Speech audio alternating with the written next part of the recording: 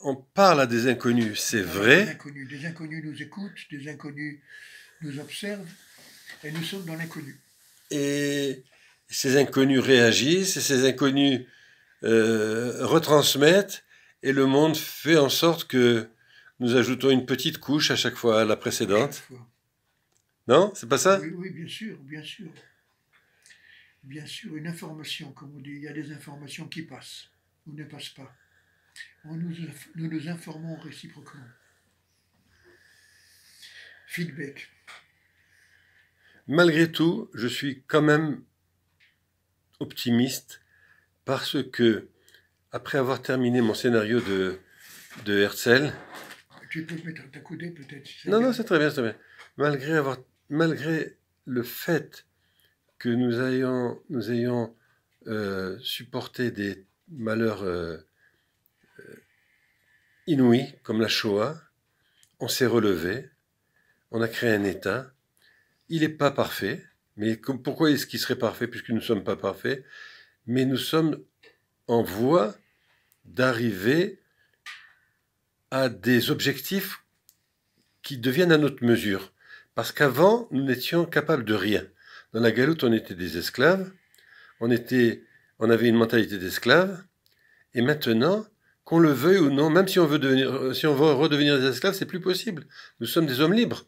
Et c'est là que Dieu nous attend. Et comme le monde évolue, et que nous allons nous retrouver confrontés à des nouveaux défis, eh ben nous allons être capables de les surmonter d'une autre manière que nous l'avons fait précédemment. Si ça pense. Je pense que l'individu veut aller trop vite.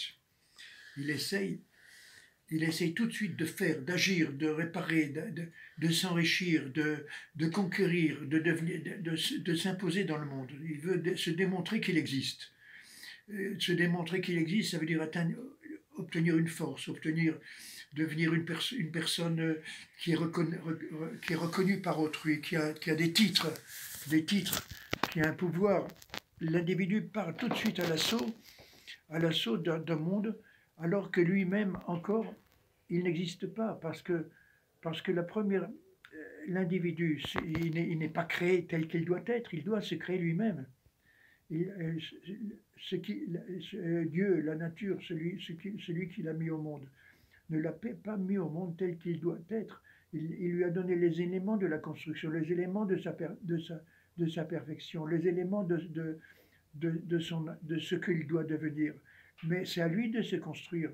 Et l'homme part à la conquête du monde alors qu'il est encore un ego qui est des pièces qui sont dans un carton qu'il n'a même pas ouvert pour se mettre en place, pour se créer tel qu'il doit être.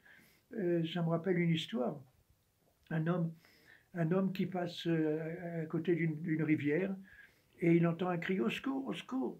Il se met à courir vers l'endroit où on crie et il aperçoit deux individus qui sont en train de se noyer. Sans hésiter, il plonge à l'eau et il en tire un sur la berge, alors que l'autre, pendant ce temps, a disparu dans les eaux et est noyé et disparu définitivement. Alors, celui qui l'a sauvé, il revient à lui et le sauveur lui demande mais que se passe-t-il? Qu'est-ce que c'est tous vous deux? Qu'est-ce que vous étiez en train de vous noyer? Il a dit, l'autre, il lui répond, je suis comme toi, je suis passé le long de la rivière et j'entends quelqu'un qui crie qu'il se noie. J'ai sauté à l'eau, mais j'ai oublié que je ne savais pas nager. Donc moi aussi je me noyais. Celui qui entend ça, il lui envoie un coup de poing dans le visage, il lui casse des dents, en disant à cause de toi, nous sommes tous les deux des assassins. Si tu n'avais pas sauté à l'eau, alors que je ne sais pas nager, j'aurais sauvé lui. Maintenant que tu as sauté à l'eau sans savoir nager, j'étais sorti toi de l'eau et l'autre s'est noyé. Tous les deux nous sommes associés à ce crime, nous avons tué cet individu. Morale de l'histoire. Les gens essayent d'aider les autres et de créer alors que eux-mêmes ils ne savent pas nager. Eux-mêmes ils ne sont pas nagés, ils ne savent pas aider, ils sont en train de courir pour aider autrui, pour faire des choses, pour créer des affaires, etc. Mais toi-même tu n'es pas du tout en état de créer puisque tu n'es pas du tout créé. Il y a beaucoup d'histoires dans ce sens. Beaucoup d'histoires. Il y a un homme qui est devenu multimilliardaire, qu'on a interrogé à interviewé à la télévision, et on lui a dit, mais dis-moi, cet argent que tu as obtenu, tu l'as obtenu des riches, des hommes très riches sont venus et t'ont donné de l'argent, parce qu'il était un personnage charismatique, tout le monde, beaucoup de riches venaient le trouver et lui donner de l'argent. Alors il a répondu comme ça, tout le monde s'occupe des pauvres, tout le monde va chercher d'occuper des pauvres. J'ai décidé que j'allais m'occuper des riches. Je me suis occupé des riches et les riches sont venus à moi et ils m'ont donné des millions. Il a été milliardaire, la personne en question. Et alors, qu'est-ce que tu tires de ça? Je tire de ça qu'avant de courir et d'aider autrui et de faire quelque chose dans le monde, d'essayer de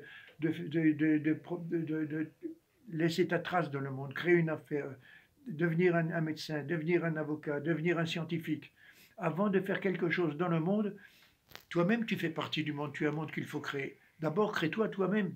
D'abord, il faut mettre ensemble les pièces dont tu es composé, les éléments qui sont ta personnalité, c'est comme une maison.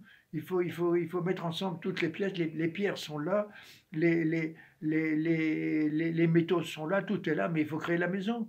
Et toi, tu es exactement un champ sur lequel les éléments sont là, les matériaux sont là, mais il faut les construire, il faut la construire la maison. La maison, c'est toi. Or, quand est-ce que tu l'as construite? Tu l'as jamais construite, donc tu es incréé et tu es incapable de créer réellement quoi que ce soit. Si toi-même tu es encore à l'état brut.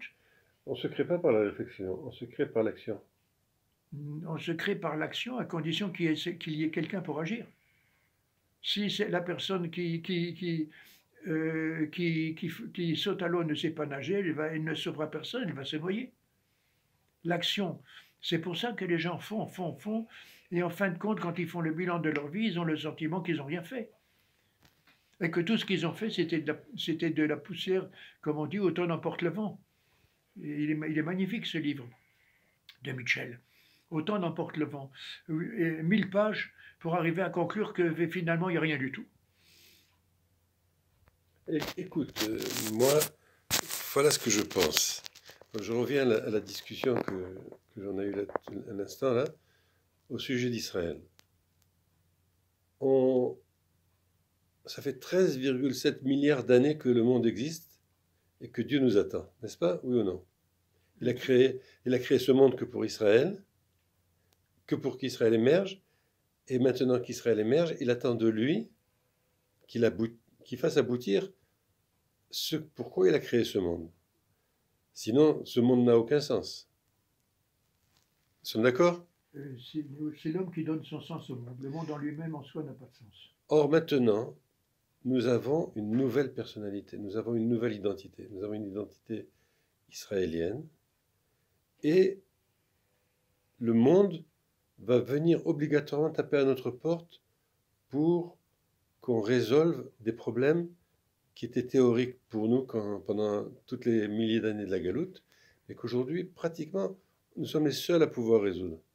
Donc, je pense que tout cela fait partie d'un plan en œuvre qu'Akadosh Baruch Hu, dans sa patience infinie, attend de nous et qui va voir s'accomplir. Sinon, je ne peux pas imaginer que le Dieu qui a créé le monde puisse arriver à un échec et dire ce monde est un échec. C'est pas vrai. Pourquoi les sages nous disent que Dieu crée de les détruire? Nous sommes, selon des kabbalistes, nous sommes le 6e ou le 7e monde, et peut-être beaucoup plus, qui a été créé, qui s'est détruit par lui-même, et on reconstruit un autre monde.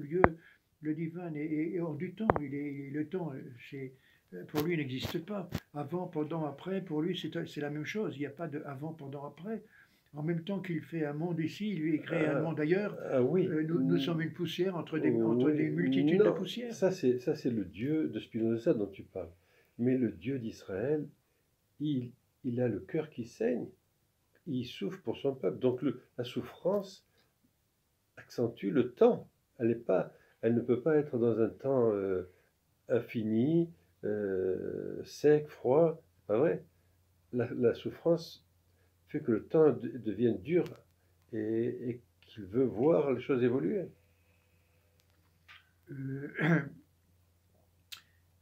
Ici, il y a encore, tu ouvres de nouvelles perspectives, mais dans cette perspective que tu nous ouvres, que tu nous proposes, à mon avis, il faut bien comprendre que ce que Dieu attend, que l'humanité, c'est pas ce que Dieu veut. Dieu ne veut pas une humanité, il veut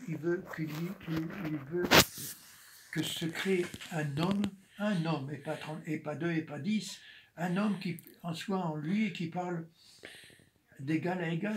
Nous appelons ça le Oui, Messie. c'est pas tout à fait exact parce que lorsque Moshe Rabbeinu euh, lui a répondu que il n'était pas du tout d'accord pour être cet homme-là et que qu'il n'était pas du tout d'accord pour qu'il détruise le peuple d'Israël parce que c'était le peuple d'Israël qui était son alter ego et c'était pas un homme qui, même s'il voulait que ce soit Moïse, il n'a pas voulu manger de cela. Oui, mais ça c'est aussi beaucoup de perspectives qui s'ouvrent en même temps. Dieu a créé un homme. Cet homme a cassé. Il a cassé, il y a un jeu qui était proposé et l'homme en question, selon notre tradition, il a cassé. Il y a une chute. Et entre le moment où il est tombé et le moment où la réparation sera faite et où la chute, il se rétablira de la chute et reprendra la marche là où il l'a abandonné. Entre les deux, il y a un intervalle de temps dans lequel qui est comme du pu sur un corps. C'est un temps qui ne devrait pas être, parce que nous sommes la conséquence d'une chute et d'une faute et d'une destruction qui fait que la mort est entrée dans le monde. L'homme qui était un... Comment allez-vous, Mina? Ça va, merci, je vous. Grâce à Dieu, tout va bien.